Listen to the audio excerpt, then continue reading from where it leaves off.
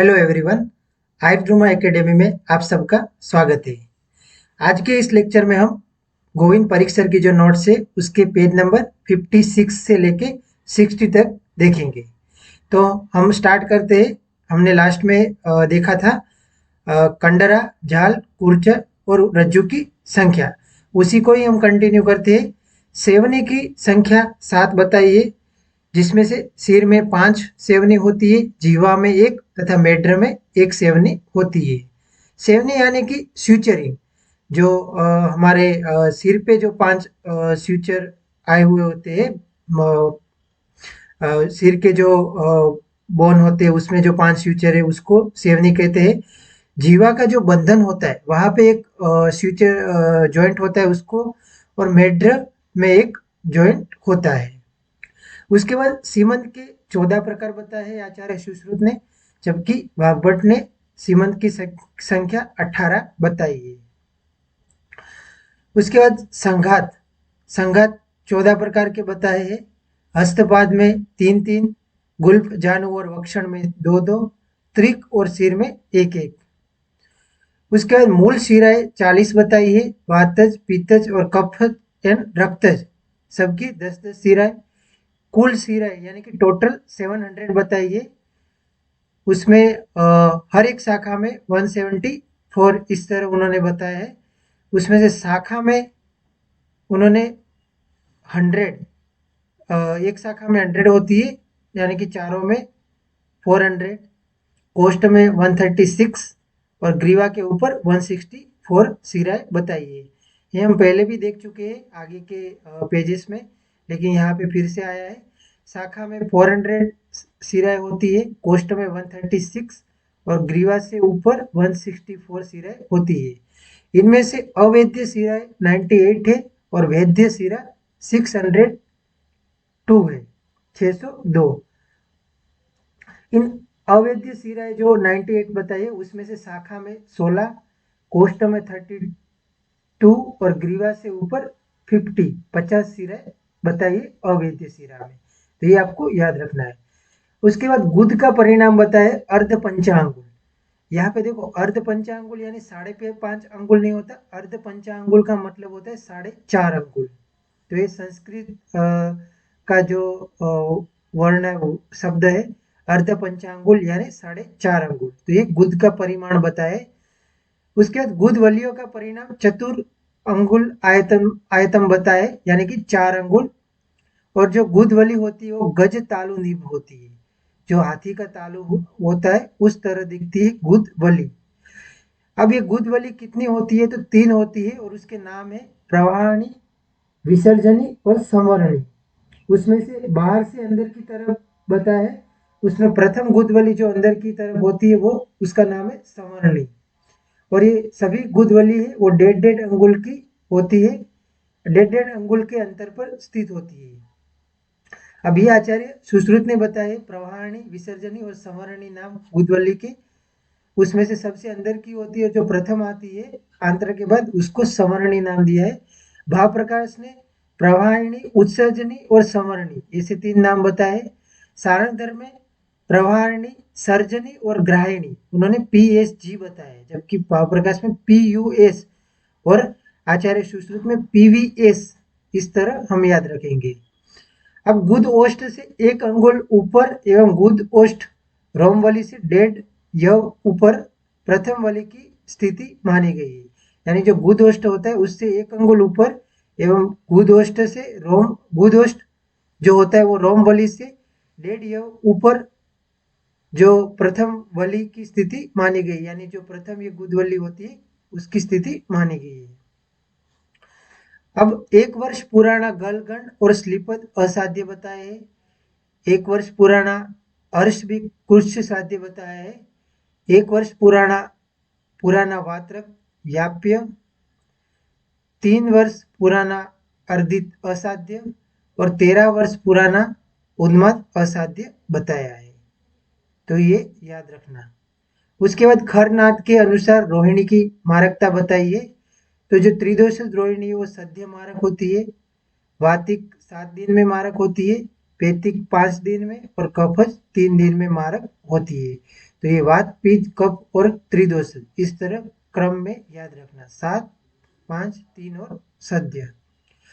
अब उसी तरह आचार्य सुश्रुत ने अधिमंत की मारकता बताई है। आचार्य सुश्रुत और वाग्भट दोनों ने बताई है। तो सबसे पहले हम आचार्य सुश्रुत अनुसार देखेंगे, तो हम उसके लिए एक डिजिट याद रखेंगे, 6075, 6075। अब इसमें जो ये 6075 है, उसमें वातज, पित्तज, कफज और रक्तज इस तरह में नाम दे देने हैं। जो वातज अधिमंत होता है वो 6 दिन में 6 रात्रि में मारक होता है, पित्तज सद्य मारक होता है, कफज 7 रात्रि में मारक होता है, और सन्निपा जो रक्तज अधिमंत होता है वो 5 रात्रि में मारक बताया है। उसी तरह आचार्य वाग्भट ने 5073 बताया है, तो 60 की जगह 50 लिख देने हैं और 75 की जगह 73 लिख देने आचार्य वाग्भट के अनुसार।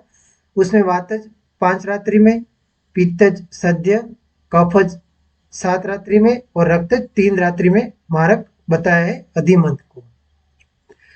उसके बाद जो मूल विष होते हैं उसकी संख्या 8 बताई है, पत्र विष 5, फल विष 12 बताए हैं, पुष्प विष भी 5 बताए हैं, त्वक और सार विष 7 बताए हैं, क्षीर विष 3 बताए हैं, धातु विष 2 बताए हैं और कंद विष 13 बताए हैं।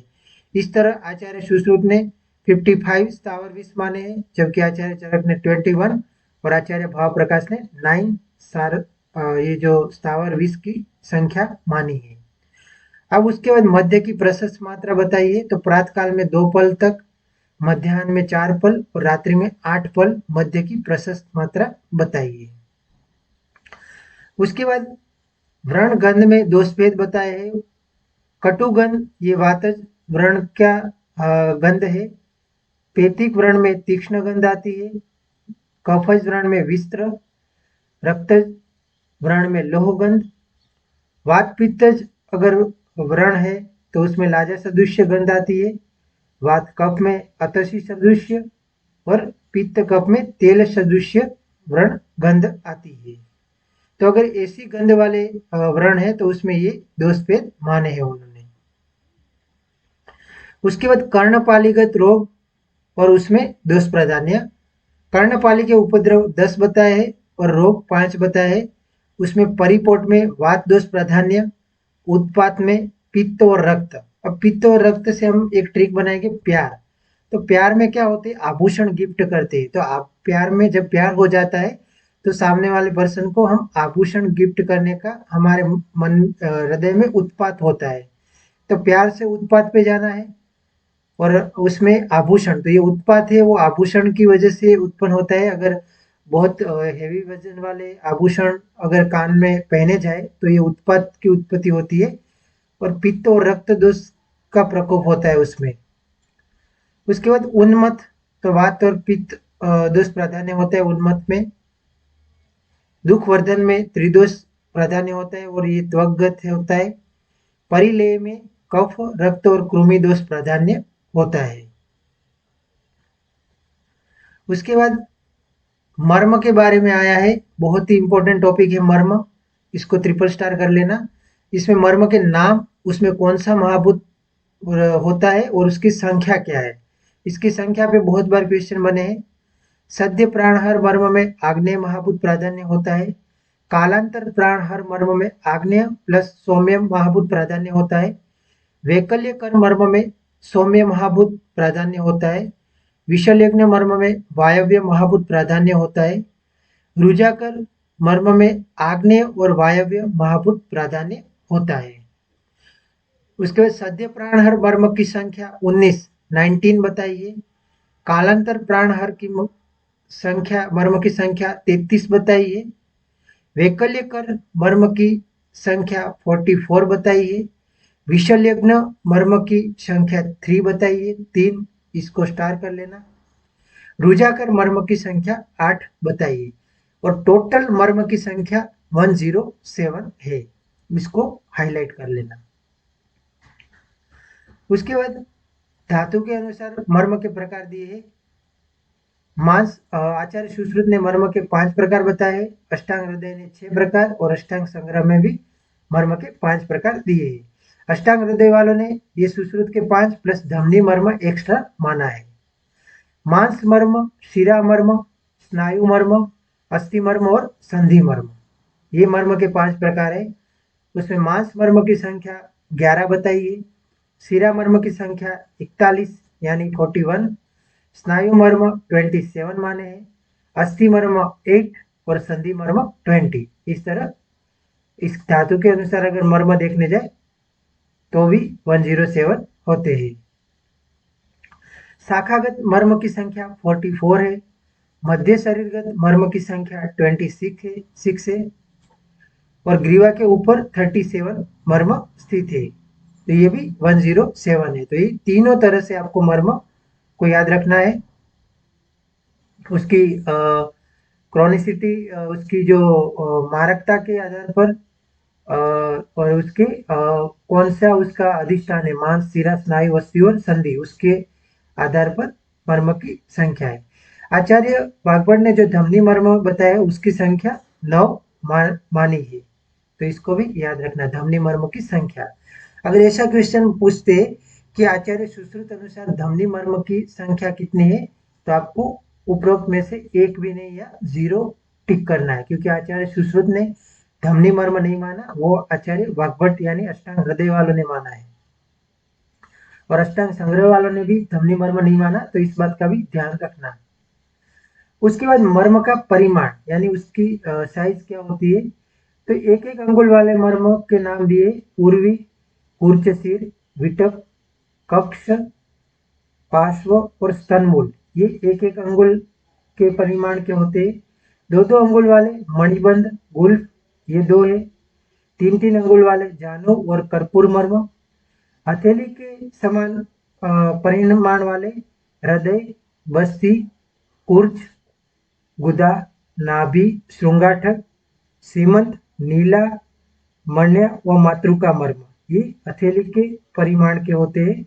अब इसमें ध्यान रखना, कुर्च सिर एक अंगुल परिमाण का होता है, जबकि कुर्च मर्म हथेली के प्रमाण का होता है। और इन सब के सिवा शेष जो मर्मों का परिमाण है वो अर्ध अर्ध अंगुल बताया है। 52 मर्म अर्ध अर्ध अंगुल वाले हैं, 19 मर्म हथेली के प्रमाण के है, परिमाण के है।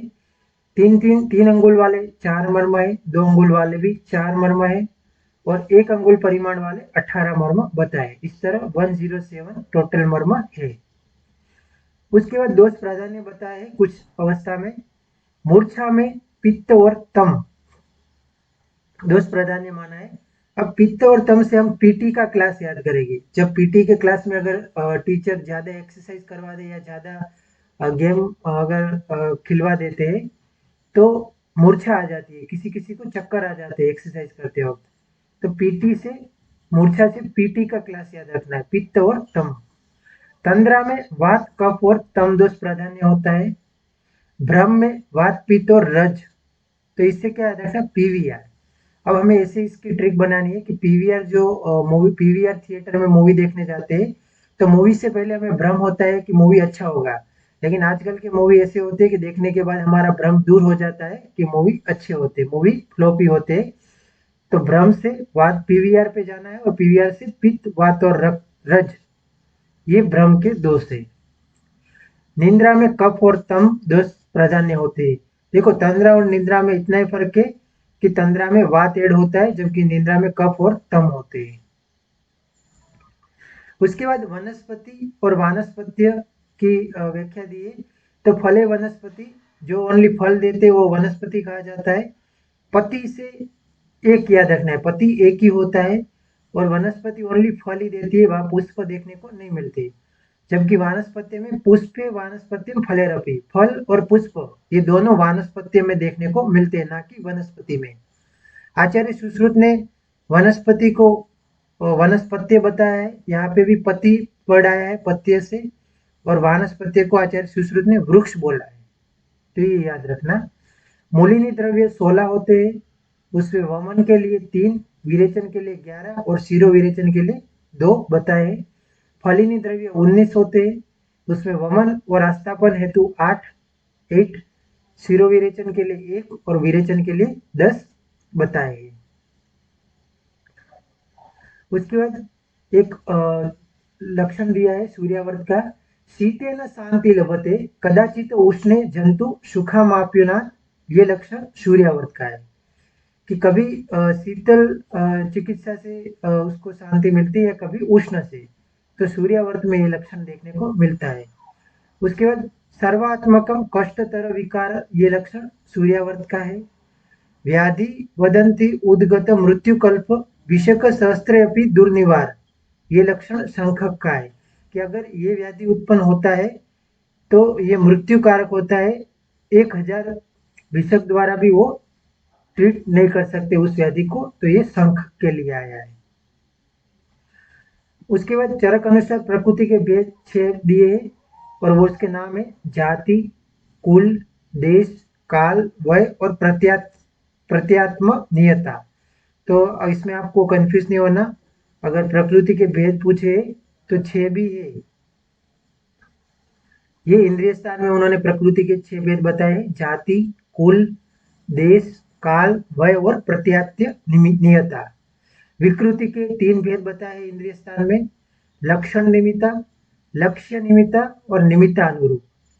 लक्षण निमित्ता किसको बोलते हैं, तो पूर्व जन्मकृत कर्मानुसार विकृति होना, यथा नखों पर कमल पुष्पाकृति का बनना, यानी जो समुद्र शास्त्र में जो लक्षण दिए हैं वो अरिष्ट लक्षण, ये लक्षण निमित्ता में आएंगे। उसके बाद लक्ष्य निमित्ता, तो कारण प्राप्त विकृति यथा लघु रुक्ष व शीत निदान से वायु का कुपित होना, यानी जिस गुणों का सेवन करना उसी से उसी दोष का प्रकोप होना, तो ये वायु को प्रकोप करने वाले सारे निदान है। तो जो निदान स्थान में जो सब बताए वो लक्ष्य निमित्ता विकृति के भेद है। उसके बाद निमित्त अनुरूप, तो इंद्रिय स्थान में जो उन्होंने बताए है अरिष्ट, जैसे कि निमित्त ना हो मगर फिर भी निमित्त का कार्य करे, यथा रुक्ष, लघु और शीत से वायु की शांति होना। हालांकि ये गुण वायु का प्रकोप करने वाले हैं, फिर भी अगर इनकी शांति होती है तो उसको निमित्ता अनुरूप विकृति बोलते हैं। उसके बाद प्राकृत वर्ण 4 बताए, कृष्ण, श्याम, श्याम अवदात और अवदात। फिर से रिपीट करता हूँ, प्राकृत वर्ण 4 बताए, कृष्ण, श्याम, श्याम अवदात और अवदात। विकृत वर्ण के 5 प्रकार दिए हैं। उसके बाद कुछ मुख्य अरिष्ट बताए। 6 दिन के अरिष्ट में बालों में अकस्मात सीमंत का बन जाना, बाल खींचने पर भी वेदना का ना होना, तेल ना लगाने पर भी तेल की प्रतीति होना, ये अगर ऐसे लक्षण दिखे तो 6 दिन में उसकी मृत्यु हो जाती है। 7 दिन के अरिष्ट में स्वाभाविक अग्नि को नीली या काली देखना, शैया से उठने पर भी बार बार मूर्छित होना, ये 7 दिन का अरिष्ट है। 15 दिन के अरिष्ट में अनुलोम व प्रतिलोम रोगों का मिल जाना, तो ये 15 दिन का अरिष्ट है। 1 मास के अरिष्ट में गोमय चूर्ण का सिर से गिरना, मूत्र पुरुष और वीर्य का जल में डूब जाना, ललाट व बस्ती पर कुटिल रेखाओं का निर्माण होना, ये 1 मास का अरिष्ट है। 6 मास के अरिष्ट में भक्ति व स्मरण शक्ति का अकस्मात नाश हो जाना, मस्तक पर धमनियों का सुंदर झाला बन जाना, शरीर पर चंदन का लेप करने पर पहले छाती के लेप का सूख जाना, तो उरग प्रदेश के लेप का पहले सूख जाना, ये अगर ऐसा हो चंदन लेप करने के बाद तो वो 6 मास में उसकी मृत्यु होने वाली है। 1 वर्ष के अरिष्ट में पुरुष का पुष्पित हो जाना और अरुंधति नक्षत्र को न देख पाना, तो ये सब अरिष्ट बताए, इसको आपको पढ़ना है क्योंकि इस पे क्वेश्चन बन सकते हैं। उसके बाद ये जो आचार्य चरक ने बताया अरिष्ट में कि अगर छाती पर प्रथम लेप सूख जाए तो वो 6 मास का अरिष्ट है, जबकि काश्यप ने कुक्षी पर बताया है, अगर कुक्षी पे लेप पहले सूख जाए तो उसको अरिष्ट बताया, और आचार्य सुश्रुत ने हृदय पे लेप करने से अगर वो पहले सूख जाए तो उसको अरिष्ट बताया है।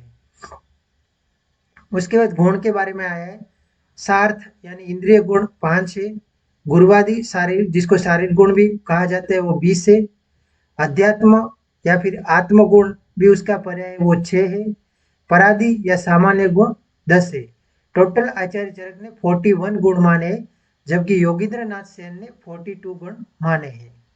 उन्होंने एक गुण अलग माना है, आत्मज गुण में 6 की जगह 7 माने हैं। इस तरह योगेंद्र नाथ सेन के अनुसार टोटल गुण की संख्या 42 है।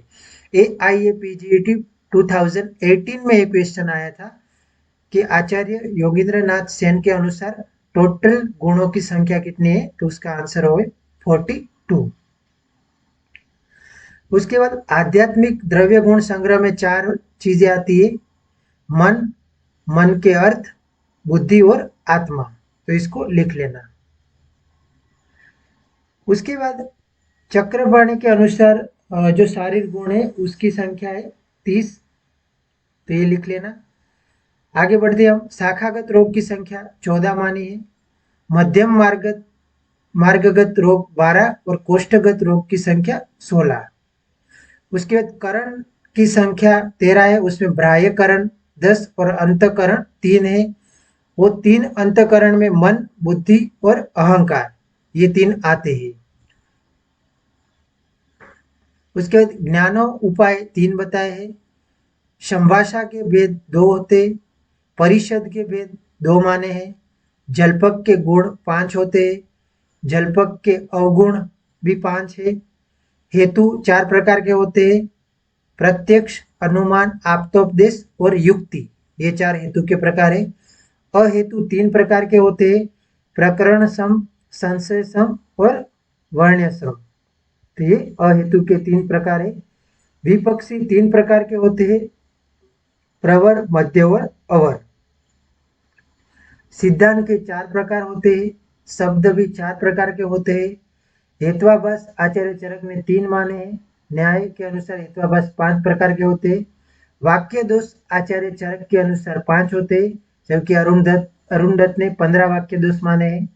छल के 2 प्रकार है आचार्य चरक अनुसार। न्याय दर्शन के अनुसार 3 है छल के प्रकार। निग्रह स्थान 3 या 15 प्रकार के होते हैं। न्याय दर्शन के अनुसार 22 प्रकार के निग्रह स्थान होते हैं। सार 8 प्रकार का होता है, उसमें श्रेष्ठ सार सर्वसार माना है। काश्यप ने 9 प्रकार के सार माने हैं, उन्होंने ओज सार अतिरिक्त माना है चरक से। सहनन 3 प्रकार के होते हैं, सात में 3, 4 और विमान स्थान में 7 प्रकार के बताए हैं।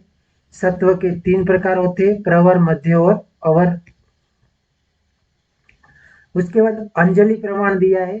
आचार्य चरक और वाग्भट ने दोष धातुओं का अंजलि प्रमाण माना है, जबकि आचार्य सुश्रुत ने दोष धातु का अंजलि प्रमाण नहीं माना, उन्होंने उनको अनुमान से ग्राह्य करने का बोला है। जल, स्वेद व लसिका का 10 अंजलि प्रमाण माना है।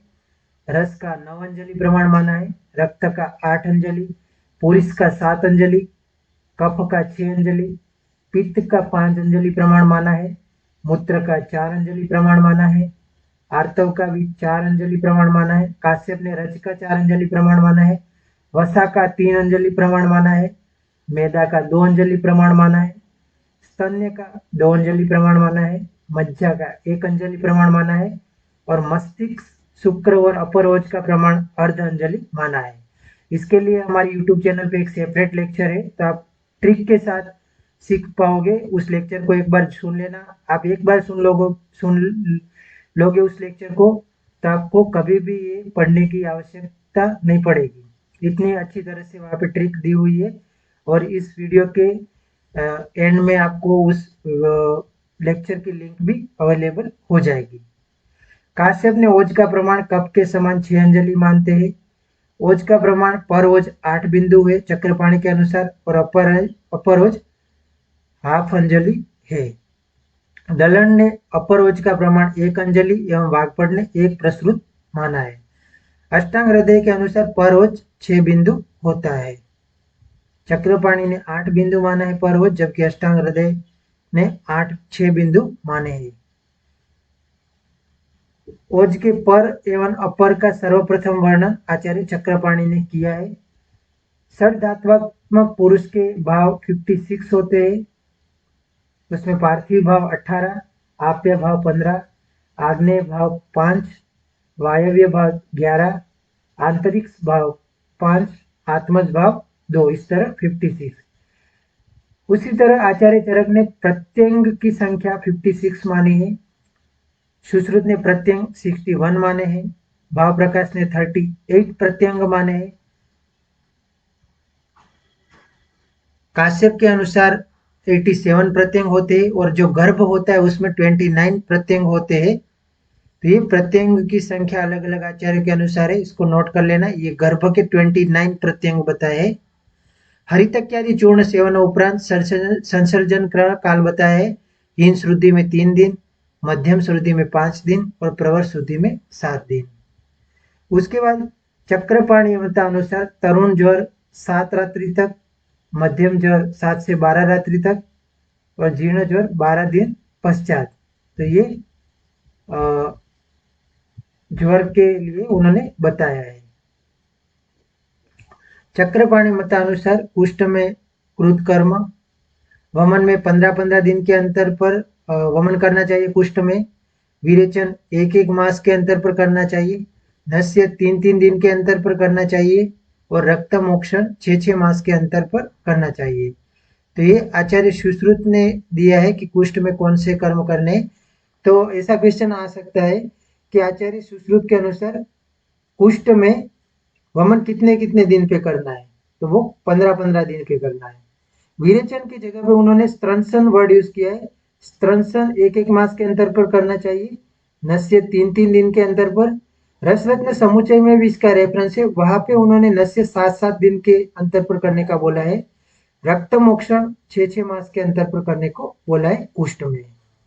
उसके बाद कुछ डिसीज के लक्षण दिए। नर पतति काष्ठवत, ये मूर्छा का लक्षण है। काष्ठीभूतो मृतोपम, ये लक्षण है संन्यास का। देखो काष्ठ की तरह नर गिर जाता है भूमि पे, तो ये मूर्छा का है। और काष्ठीभूतो मृतोपम, काष्ठ की तरह गिरता भी है भूमि पे और मरे हुए मनुष्य की तरह होता है, मरे हुए की तरह लक्षण दिखता है, वो संन्यास का लक्षण है। भग्न दार्वी विवो निष्क्रिय, ये लक्षण मध्य की अंत्य अवस्था है, यानी टूटे हुए लकड़े की तरह वो हिलता नहीं है और निष्क्रिय हो जाता है, वो मध्य की अंत्य अवस्था का है। उसके बाद संसर्जन काल दिया है। प्रधान श्रुति में 12 अन्न काल यानी कि 7 दिन का, मध्यम श्रुति में 8 अन्न काल यानी कि 5 दिन का समय, अवर श्रुति में 4 अन्न काल यानी कि 3 दिन का समय संसर्जन काल फॉलो करना है। अवर श्रुति में अकृत युष और अकृत मास का प्रयोग नहीं कराते। उसके बाद चक्रपाणी ने उपसय के 18 भेद दिए। चरक ने उपसय के 6 प्रकार माने। बाद में आचार्य चक्रपाणी ने औषध, अन्न और विहार के अनुसार 18 प्रकार दिए। हेतु विपरीत, व्याधि विपरीत, हेतु व्याधि विपरीत, हेतु विपरीतार्थकारी, व्याधि विपरीतार्थकारी और हेतु व्याधि विपरीतार्थकारी। तो उपसय के 6 भेद है और आचार्य चक्रपाणी ने उसके औषध, अन्न और विहार के अनुसार 18 भेद माने हैं। इसमें से एक क्वेश्चन हर बार आता है, इसको अच्छे से याद रखना है। सिंपल है, आप 2-3 बार पढ़ोगे आपको याद रह जाएगा। जैसे कि देखते हैं सबसे पहले हेतु विपरीत औषध, तो इसमें जिस हेतु का सेवन हुआ हो उसके विपरीत हमें औषध देना है। तो देखो शीत कफ ज्वर में शुंठी प्रयोग, तो कफ ज्वर होता है वो शीत होता है और कफ और शीत दोनों को कम करने वाली प्रॉपर्टी किस औषध में है, तो शुंठी में। शुंठी उष्ण भी होती है और कफ को कम भी करती है। उसी तरह अन्न, हेतु विपरीत अन्न में देखो जैसे कि श्रमजन्य ज्वर में मांस व रसोदन का प्रयोग करना है। तो अब जो मांस होता है वो श्रमजन्य में वात का प्रकोप होता है, तो मांस और रसोदन जो चावल होते हैं वो दोनों कफ को वात को समन करते हैं, इसलिए श्रमजन्य ज्वर में मांस और रसोदन का प्रयोग करना है अन्न में। हेतु विपरीत विहार में दिवा स्वाप से उत्पन्न कफ में रात्रि जागरण करना है। तो दिवा स्वप्न करने से जो कफ प्रकोप हुआ है उसमें रात्रि जागरण रुक्ष होता है, तो ये हेतु विपरीत हुआ विहार। उसके बाद व्याधि विपरीत औषध में अतिसार में स्तंभनार्थ पाठा का प्रयोग। तो अतिसार में मल की अति प्रवृत्ति होती है, तो उसको रोकने के लिए स्तंभन कर्म करना है व्याधि के विपरीत, तो पाठा का प्रयोग बताया है। व्याधि विपरीत अन्न में अतिसार में स्तंभनार्थ मसूर का प्रयोग, तो ये मसूर अन्न जो होता है वो भी स्तंभन का काम करता है अतिसार में। और व्याधि विपरीत विहार में उदावर्त में प्रवाहन करना है, तो उदावर्त में वायु ऊपर की तरफ से बाहर निकलना है, तो हमें गुद की तरफ जोर लगाना है, प्रवाहन करना है, ये विहार हो गया। उसके बाद हेतु और व्याधि विपरीत औषध में, यानी हेतु से भी विपरीत हो और व्याधि से भी विपरीत हो। तो वातज शोथ में वात हर एवं शोथ हर 10 मूल का प्रयोग। तो देखो वातज शोथ में 10 मूल होता है, वो वात हर भी करता है और शोथ को भी हरता है, इसलिए इसको हेतु व्याधि विपरीत औषध बोलते हैं। उसके बाद अन्न में शीतोथ ज्वर में उष्ण एवं ज्वर नाशक यवागु प्रयोग करना है। तो शीत है इसलिए उष्ण यवागु देनी है, और ज्वर में देनी है इसलिए ज्वर नाशक यवागु हमें देनी है। तो ये हेतु व्याधि विपरीत अन्न हो गया। हेतु विपरीत विपरीत विहार में स्निग्ध दिवा स्वप्न जन्य कफ में रुक्ष रात्रि जागरण करना है। तो देखो यहाँ पे रात्रि जागरण दिया है, जबकि यहाँ पे स्निग्ध दिवा स्वप्न में हेतु और व्याधि दोनों से, हमारा हेतु क्या है तो दिवा स्वप्न, और व्याधि क्या है तो कफ से जो स्निग्ध उत्पत्ति हुई है, व्याधि की वजह से स्निग्ध दिवा स्वप्न जन्य कफ में रुक्ष रात्रि जागरण करना है। हेतु विपरीतार्थ कार्य में हमें टोटली अलग ही देना है, जैसे कि पेतिक पच्यमान शोथ में पित्त कारक व उष्ण उपनाह का प्रयोग करना है। पित्तिक पच्यमान शोथ होता है, उसमें जो पित्त है वो उष्ण होता है, फिर भी पित्त कारक और उष्ण उपनाह का प्रयोग बताया। तो ये हेतु विपरीतार्थ कार्य हुआ। पच्यमान पित्त शोथ में विदाई अन्नपान। एक तो पित्त शोथ है और उसमें भी विदाई अन्नपान देना है जो पित्त को बढ़ाता है, तो ये हेतु विपरीतार्थकारी अन्न हुआ। और वातोन्मान में डराना है, तो उन्माद होता है उसमें डराना है, ये वात का प्रकोप कराने वाला है, विहार है, लेकिन फिर भी इसको हेतु विपरीतार्थकारी उप से बताया है। व्याधि विपरीतार्थकारी में वमन रोग में वमनार्थ मदन फल का प्रयोग। देखो वमन में ही वमन करवाने का बोला है, औषध देना है। और व्याधि विपरीतार्थकारी अन्न में अतिसार में विरेचनार्थ दुग्ध प्रयोग बोला है, तो ये भी विपरीतार्थकारी अन्न हुआ। व्याधि विपरीतार्थकारी अन्न। व्याधि विपरीतार्थकारी विहार में वमन रोग में वमनार्थ प्रवाहन कराना है, हमें हाथ से उसको ऊपर की तरफ प्रवाहन करके वमन करवाने के लिए बोला है। इसी तरह हेतु व्याधि दोनों के विपरीतार्थकारी में अग्नि से जलने पर प्लुष्ट दग्ध में अग्रु का लेप बोला है। अन्न में मद्यपान जन्य मदात्य में मध्य का प्रयोग करने का बोला है।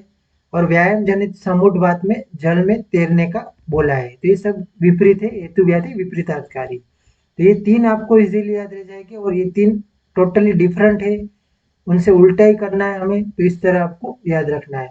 3-4 बार पढ़ोगे तब आपके माइंड में जाके ये बैठेगा, और उसके बाद इससे रिलेटेड एमसीक्यू सोल्व करने हैं आपको। मूढ़ गर्भ की गति के 8 भेद बताए। मूढ़ गर्भ के भेद 4 बताए। वो 4 कौन से? कील, प्रतिखुर, परी और बीजक।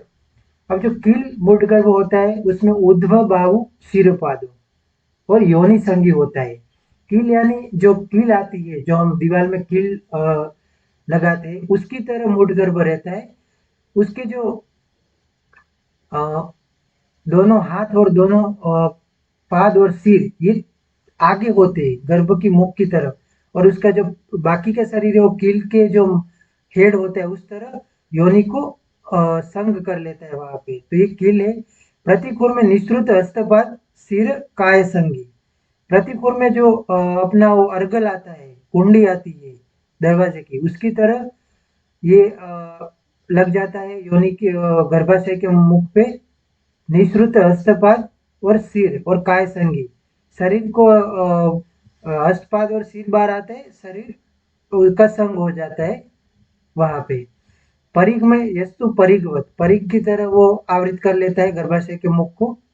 बीजक में योनि गच्छेत एक शिरोभुज, एक उसका हस्त और सिर बाहर आता है, जैसे कि सुपरमैन की तरह, जैसे सुपरमैन एक हाथ आगे करके हवा में उड़ता है, उसी तरह बीजक गर्भ, ये जो मूढ़ गर्भ है उसकी वो बाहर आता है, एक शिरोभुज।